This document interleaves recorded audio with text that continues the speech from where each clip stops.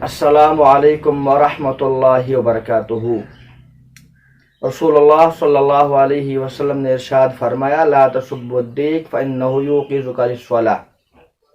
मुर्गे को बुरा भला मत कहो, क्योंकि वो आपको नमाज के लिए बेदार करता है, नमाज के लिए जगाता है। अब आप अंदाज़ा लगा सकते हैं कि मुर्गा नमाज के लिए बेदार करता है, नमाज के वक़्त अजान देता है, सुबह के वक़्त आदमी उसको बुरा भला नहीं कह सकता है। तो जो नमाज पढ़ाता हो, जो इमाम हो, जो आलिम हो, हाफिज हो, कारी हो, मुफस्सिर हो, मुहद्दिस हो, हमारा इमाम हो, आदमी उसको कहाँ बुरा भला कह सकता है? आदमी उसको कहाँ गाली दे सकता है? आदमी कहाँ उसके खिलाफ बदजबानी या बदकलामी कर सकता है? एक मुर्गा जो इंसान नहीं है, जानवर है, लेकिन सुबह के वक्त वो अजान देता है, आदमी उसको बुरा भला नहीं कह सकता है, आदमी उसको गाली नहीं दे सकता है।